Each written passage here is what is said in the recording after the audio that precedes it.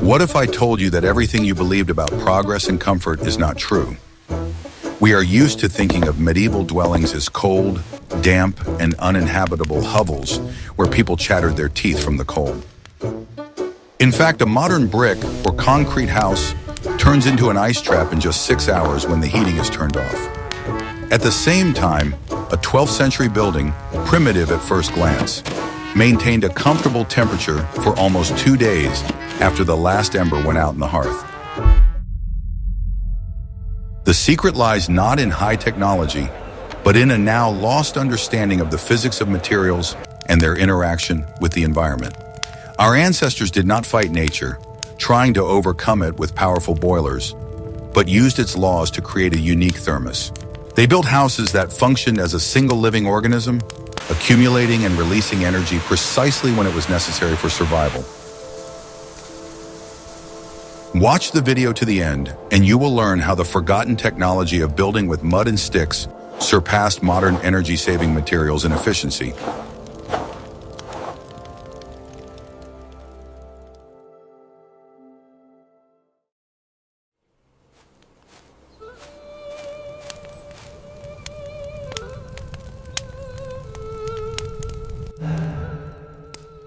Are you ready to learn the truth about why we have become hostages to our own batteries? Modern construction has gone down the path of creating thin shells that require a constant supply of energy from outside. As soon as the flow of hot water or electricity stops, your home instantly surrenders to the outside cold.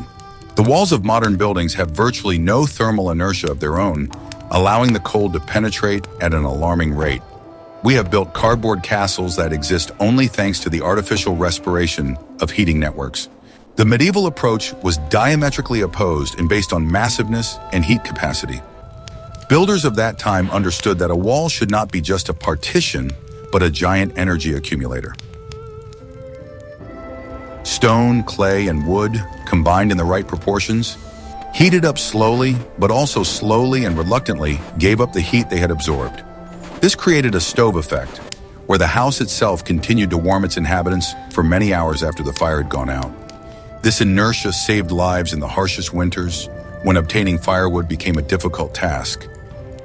It is interesting that we often look at old engravings with pity, not understanding the real state of affairs. It seems to us that thick, rough walls are a sign of backwardness and a lack of quality tools. But this thickness was calculated with mathematical precision, verified by centuries of trial and error by many generations. Every extra centimeter of wall was a guarantee that the morning chill would not penetrate the house until evening. It was architecture of survival, where beauty always gave way to maximum functionality. The very principle of heating was different. It was not the air which quickly dissipates that was heated, but the structure of the dwelling itself. Massive interior elements and load-bearing structures absorbed infrared radiation from the hearth. Then when the air temperature began to drop, these objects began to function as secondary heat sources. Modern radiators heat the air, creating convection currents and drafts, but they do not heat the walls themselves deeply. That is why it quickly becomes uncomfortable in a modern house as soon as you open a window. We are used to lightweight materials, aerated concrete, drywall, mineral wool, and plastic. They are cheap, quick to install, and have excellent insulating properties, but they lack thermal mass. This means that they cannot store energy for future use, functioning only as a barrier in the here and now. Medieval houses were heavy, and this weight worked to the benefit of their inhabitants every minute. Efficiency was measured not in kilowatts, but in hours of peaceful sleep without shivering. Today, forgotten technologies are being revived in eco-construction, calling it innovation. But in fact, we are only trying to return to the level of autonomy that was the norm for peasants 1,000 years ago. Engineers of the past did not know the formulas of thermodynamics, but they felt the material with their fingertips. They knew which stone would cry from condensation and which would remain dry and warm. This knowledge was passed down from master to apprentice and was more valuable than gold.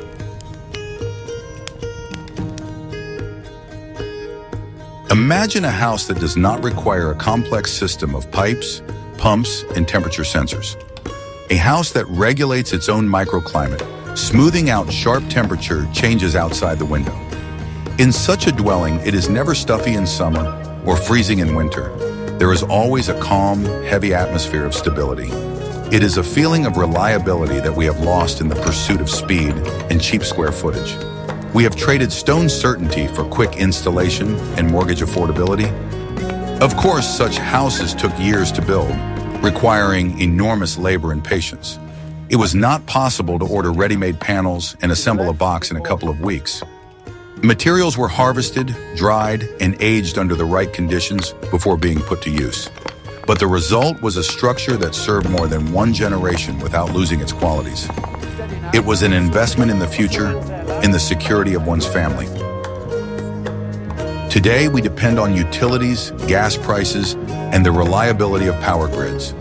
Our ancestors depended only on the strength of their walls and the supply of firewood in the barn.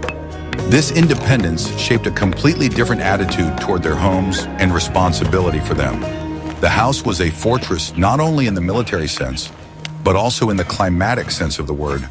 And this fortress withstood General Frost's siege with honor. I'm very interested to hear your point of view.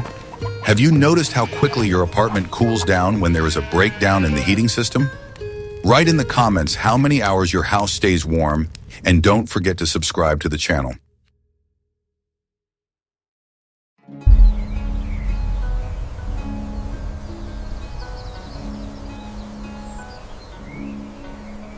Heave that up to the next level.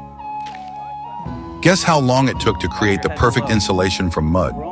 The secret of the incredible heat capacity of medieval houses often lay in a technology that we now call half timbering, or, in a more primitive version, wattle and daub.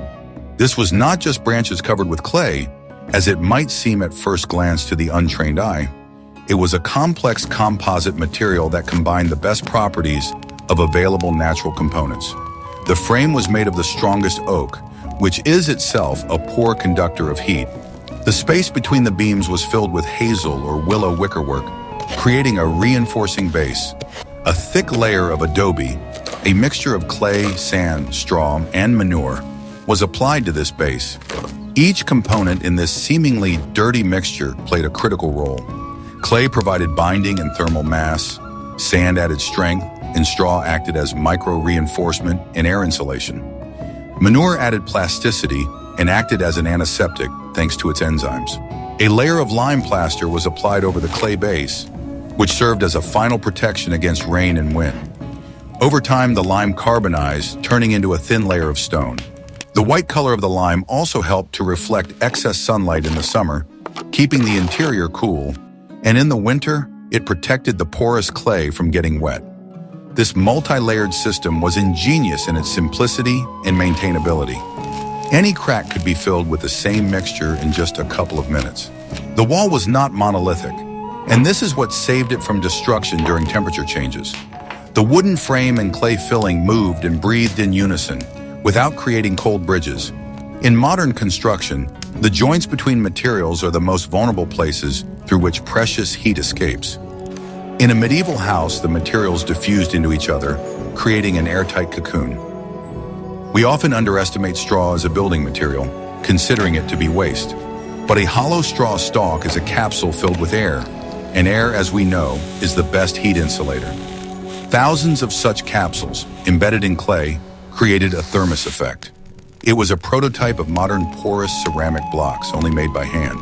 Engineers of the past understood that there is no such thing as a perfect wall, so they combined the properties of different materials.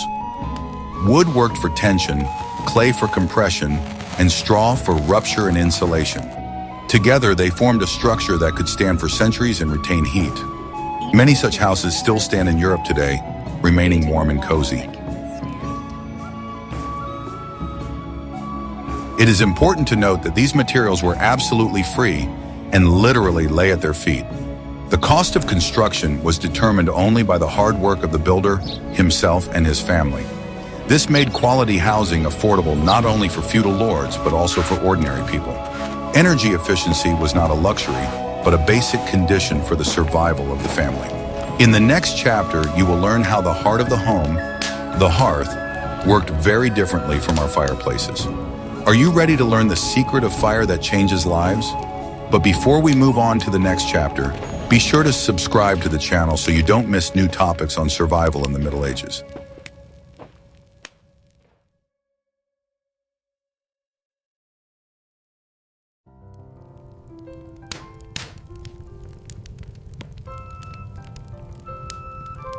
What I am about to show you is prohibited in 12 countries as a fire hazard, but it is precisely what saved our ancestors. We are used to seeing fireplaces that stand against a wall and release 80% of their heat into the chimney. Medieval hearths were located quite differently, often right in the center of the living space. It was not just a place for a fire, but a complex engineering system for energy distribution. The fire burned in the center, and the heat spread radially, evenly warming all the objects around it. Unlike a wall-mounted fireplace, which only heats what is directly in front of it, a central hearth had no blind spots. The whole family gathered around this source of life, and everyone received their share of infrared heat. There was not always a chimney above the hearth in the sense we are familiar with. Smoke could escape through openings under the roof. It seems strange, but the layer of smoke under the ceiling created an additional thermal cushion. The smoke prevented the warm air from leaving the room instantly, trapping it in the living area. The base of the hearth was made of massive stones or tightly packed clay. This platform was heated throughout the day while food was being prepared.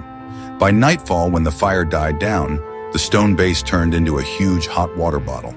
The temperature of the stone could reach high values, and it gave off heat very slowly and gently.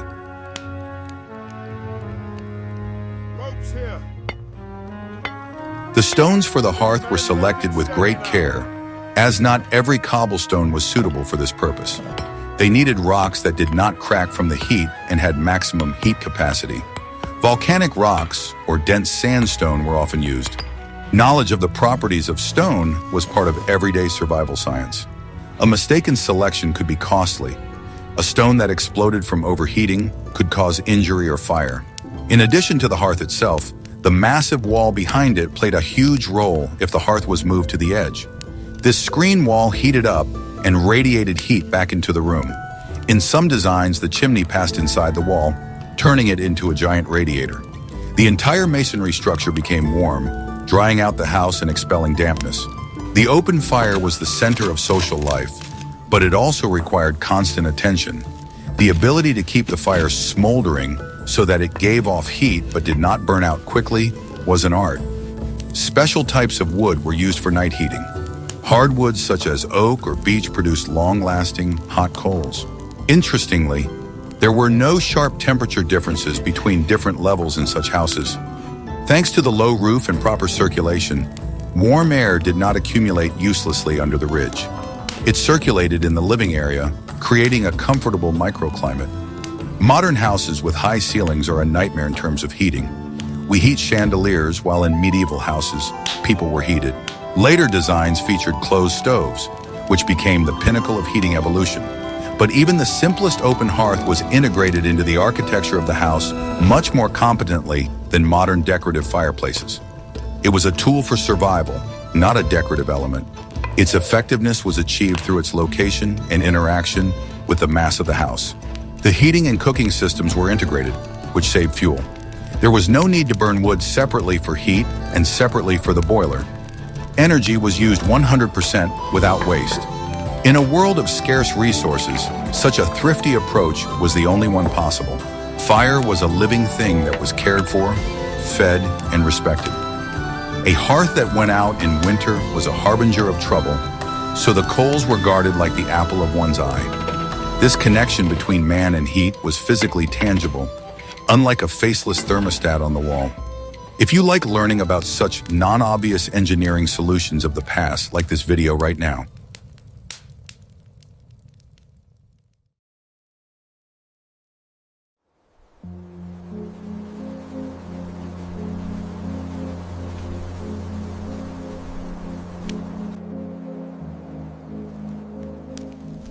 Want to know a secret that will change your life and your perception of roofs? When we hear the phrase straw roof, our imagination conjures up a poor shack that is blown through by the wind. In reality, a properly laid thatched roof surpasses modern sandwich panels in terms of its insulating properties. It was not just a pile of dry grass, but a dense mat up to half a meter thick or more. The structure of the tubular stems created millions of air chambers that did not let in either cold or heat. Master roofers who worked with straw or reeds laid the material in a special way. Each bundle overlapped the previous one, creating a multi-stage system of protection against water and wind. Water rolled off the tips of the stems without penetrating deep into the material. The inside of such a roof always remained dry, which meant that the thermal insulation worked at full capacity. Even in the heaviest downpour, moisture penetrated only a couple of centimeters.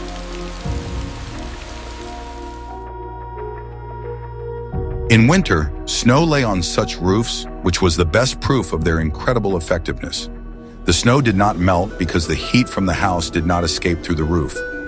If you see icicles on the roof of a modern house, it is a sign of poor insulation and heat loss. There were no icicles on a medieval hut. The snow cap served as an additional layer of insulation. Reeds and straw have excellent soundproofing properties, so it was always quiet inside the house. The wind could howl outside, but inside there was a deafening silence that preserved the peace of the inhabitants. The absence of gaps and the tight fit of the material eliminated drafts at the attic level. This created a warm air buffer above the living area. Interestingly, such a roof was heavy enough to press down on the walls, but light enough not to require a strong foundation. It breathed, releasing excess steam from the house, but not letting in the cold. The steep slope of the roof prevented the material from rotting by ensuring instant water drainage. In addition, smoke from the hearth permeated the straw from the inside, preserving it and protecting it from insects. With proper care, such a roof could last up to 50 years. This is comparable to modern roofing materials, which we consider to be the pinnacle of reliability. Repairs were simple. A leaky section was simply replaced with a fresh bundle of straw. There was no need to replace the entire roof. The only serious enemy of such a roof was fire, but even here there were tricks. The straw was impregnated with a clay solution or tightly compacted to reduce oxygen access. A dense sheaf burns much worse than a loose pile of hay. People knew about the risks and took precautions. Heat loss through the roof in a modern house can reach 30%. In a medieval house with a thatched roof, this figure was minimized. It was like a real-down comforter thrown over the house. Nature itself suggested the ideal material to man. Modern eco-settlements are returning to this technology, using reeds and rushes. The cost of such a roof today is prohibitively high, as it involves manual labor and elite materials.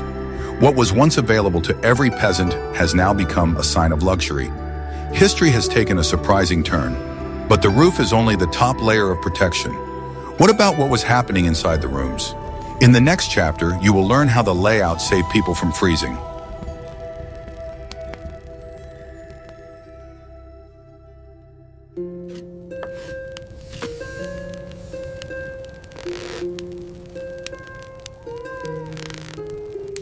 Medieval houses did not know the concept of open space or huge empty halls.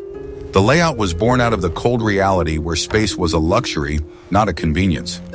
The house was conceived as a shell for one main purpose: to retain heat and prevent the wind from sapping people's strength. Every step in the organization of the rooms was based on the experience of generations who lived through winters far harsher than we can imagine today. The walls and layout spoke louder about the struggle against the climate than about the status of the owner. The layout was dictated by the harsh necessity to save every joule of heat. For this reason, large rooms were avoided even in the homes of wealthy townspeople. Buildings were often designed so that the living core was compact and easily insulated. The interior layout of the space remained practical and accessible for everyday needs. People understood well that heat was a direct extension of life and could not be lost. The interior space was divided into small areas that could actually be heated. Master builders were guided not by aesthetics, but by the most basic physics. The smaller the volume of air, the less energy is needed to heat it, and this rule was tested every winter. Even if the house was expanded over time with additions, the living quarters rarely increased in size. The main thing was that heating did not require an excessive amount of wood or coal. This law of physics was strictly observed. Medieval inhabitants did not formulate it in scientific language. but applied it intuitively. Their understanding of heat loss came not from books, but from daily contact with winter. Houses in southern Europe also had their own rules. But in the north, heat conservation became an absolute imperative. Here, architecture was a matter of survival, where every detail replaced technology. Ceilings in living quarters were made low, often so low that a tall person had to bend down. In villages and small towns, ceiling height was one of the first decisions made during construction. Rooms were not designed for formal receptions, but for people who would work, eat, and sleep in maximum warmth. Sometimes the ceiling was just above arm's length. This made the room resemble a dugout, but much warmer. Warm air rises, and the lower the ceiling, the faster the heat envelops people. The room warmed up in layers from top to bottom. When the fire burned in the hearth, the air quickly formed a warm dome over the people. This warm pocket of air was literally an invisible roof that protected the inhabitants. The low ceiling made it more stable and closer. In a high hall, the heat escapes to unreachable heights, leaving the inhabitants to freeze below. People saw the difference between a utilitarian room and a large representative hall. The nobility could have a high hall, but living in it permanently was pointless and cold. Therefore, real life was moved lower to warm rooms. The high hall remained the exception, not the rule.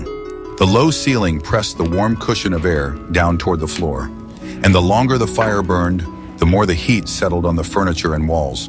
The room stored it, like a stone stores sunlight in the evening. People sat and worked where the warm cushion was densest. This formed a different logic of spatial value. Zoning was often achieved with thick fabrics, wooden partitions, or furniture. Fabric served as flexible walls that could be hung up and quickly removed. Wood was used not only as a structure, but also as a heat insulator. Sometimes partitions were rearranged depending on the season. Windy corridors were closed with fabrics for the winter to conserve heat for sleeping. Partitions also helped regulate the movement of people around the house. If the path was long and cold, it was considered disadvantageous. Therefore, the layout directed people towards warmth rather than space. The space inside seemed to shrink in winter. This was the norm, which no one resisted. We'll need more wood if this cold keeps up. The large common room, if there was one, was used for work and meals, but people slept in tiny alcoves. During the day, the hall was bustling with life, but at night, people disappeared into compact sleeping spaces. The alcoves often had their own fabric insulation. At night, the house became much quieter, as no one remained in the large rooms. Heat was not wasted. Alcoves had their roots in the traditions of Roman and Germanic dwellings, adapted to the cold climate. Over time, this idea became even more practical. It turned into a habit of sleeping in a closed space where heat lasts longer. The alcove was a personal microcosm, and people valued it more than beautiful emptiness. These sleeping places were more like closets than rooms. They were perceived not as a constraint, but as a refuge from the cold. Textiles, mattresses, and woolen blankets were placed in the enclosed space. Such a closet retained heat much better than an open room. It was dark inside, but cozy, because people understood that comfort comes not from space, but from warmth. Climbing in and drawing a thick curtain, a person found themselves in a microclimate heated by their own breath. Candles and oil lamps were sometimes placed closer to such areas, but more often than not, even light was conserved so as not to lose heat through unnecessary gaps. Breath really did become an additional source of heating. The alcove allowed people to feel protected from the elements, and people slept like this for centuries, knowing no other standard of home. Comfort meant a protected and warm corner, not large rooms. Here, warmth was felt as a visible part of the architecture, even if invisible to the eye. It was a standard of physics that medieval people understood through their bodies and experience, and they accepted it as it was.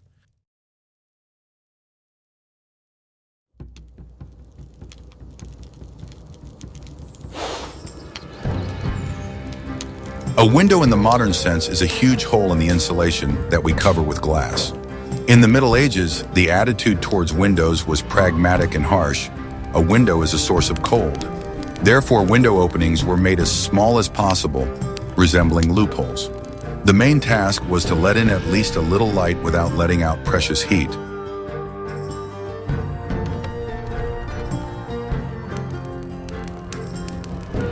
Glass was an insanely expensive and rare material, available only to the select few. Instead, ox bladders, oiled cloth, parchment, or thin sheets of mica were used. These materials allowed dim light to pass through, but more importantly, they were windproof. Oiled cloth acted as a membrane, preventing the wind from blowing the heat out of the room. But the main protection was not glass, but massive wooden shutters. At night and on cold days, the windows were closed tightly. Shutters were often lined with felt or skins on the inside for additional insulation.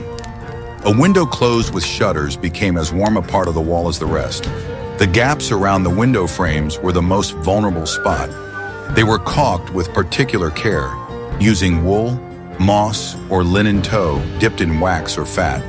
The tightness of the opening was checked with a candle flame. If the flame flickered, it meant the work had been done poorly. Fighting drafts was a daily routine. Light in the house was valued, but warmth was valued more. People were willing to live in semi-darkness as long as they did not freeze. In winter, life in the house came to a standstill at sunset. The shutters were closed, and the house turned into an airtight ark. Artificial lighting with torches or tallow candles added a little warmth, but most importantly, it did not disturb the insulation. In stone castles, window niches were equipped with stone benches on the sides. This was done in order to make the most of daylight for handicrafts or reading while sitting in the niche itself.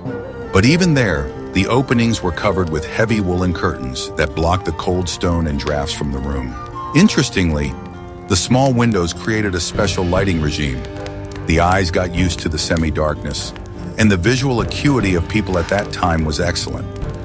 The lack of bright light was compensated for by the preservation of body heat. It was a conscious exchange of visual comfort for thermal comfort.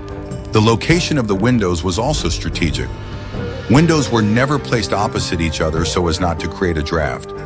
Ventilation was provided through doors or special vents that could be tightly closed. Control of airflows was absolute.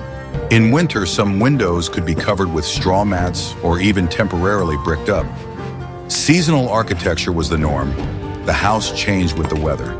The summer house and the winter house were one building, but with different modes of operation. Today, we build floor-to-ceiling panoramic windows and spend a fortune on heating them. A medieval builder would shake his head in disbelief at such wastefulness. For him, a window was merely a necessary evil that had to be minimized at all costs.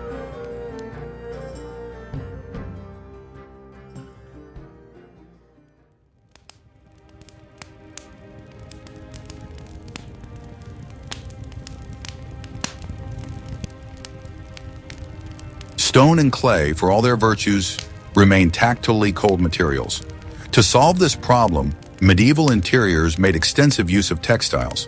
Tapestries and wall hangings, which we are accustomed to seeing in museums as works of art, originally had a purely utilitarian function.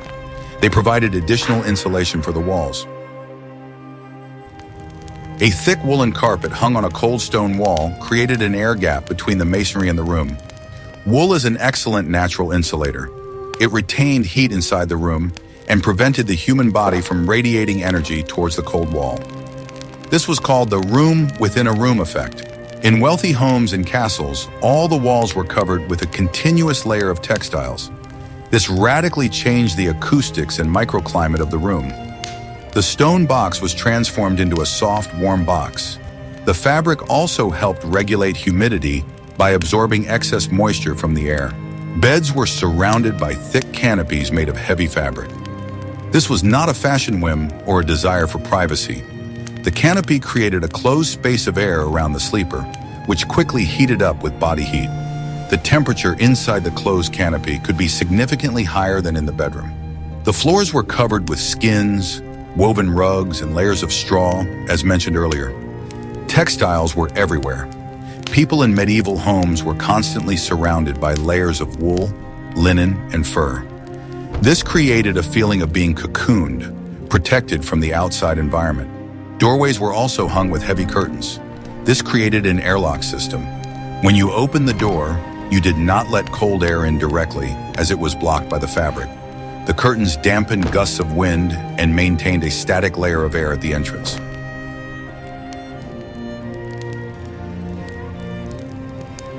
The production of these fabrics was a laborious process that took long winter evenings. Women spun and wove tirelessly, creating warmth for their families. Every square meter of fabric was the result of enormous labor and was highly valued. Tapestries were often transported from castle to castle, following their owner. It was a mobile heating system. Arriving at a cold, empty house, the servants would first hang up the fabrics, and the room would come to life and warm up. The walls remained, but the comfort traveled with the owner. Today we hang wallpaper that is a fraction of a millimeter thick. Our ancestors hung carpets that were a centimeter thick. The difference in approach is obvious. We decorate, they insulated. Textiles were the second skin of the house, as important as clothing is to a person.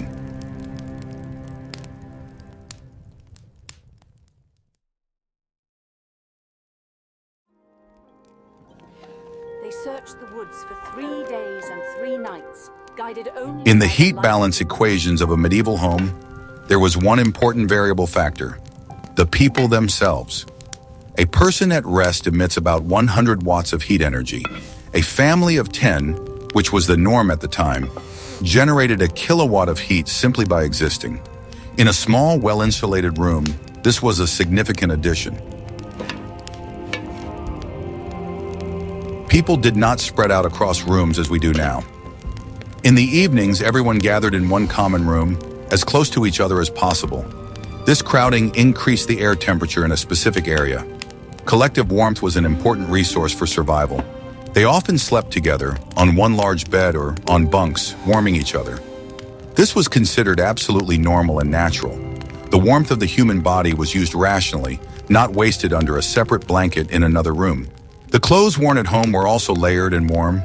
The concept of home clothes in the form of t-shirts and shorts did not exist. People wore woolen tunics, stockings, and vests. They carried warmth on themselves, without requiring the air around them to be heated to 25 degrees. The body's adaptation to the cold was much higher. What we consider extreme cold today was normal coolness for people in the Middle Ages. Their thermoregulation was trained, their blood vessels worked differently, and their metabolism was tuned to conserve energy. Active physical labor inside the home also contributed to warming. Spinning, repairing utensils, cooking, all of this required movement. People were active generators of heat, not passive consumers lying on the couch. The size of the rooms was calculated based on the number of residents. The house grew with the family. No extra rooms were built in reserve that would need to be heated. The architecture was anthropometric and demographically sound. People's breath increased humidity, which under certain conditions could be a disadvantage. But on a dry, frosty day, it made the air softer. Clay walls regulated this process, preventing the house from sweating.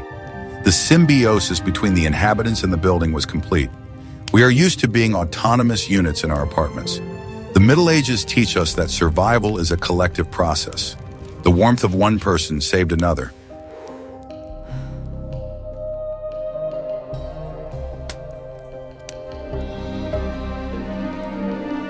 We saw that medieval houses were much smarter and more efficient than is commonly believed.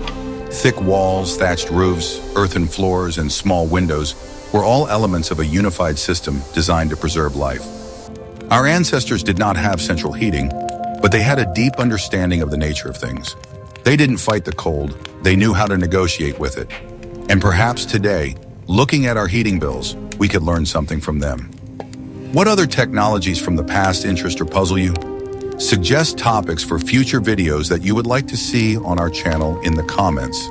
And don't forget to subscribe so you don't miss out on new investigations into everyday history.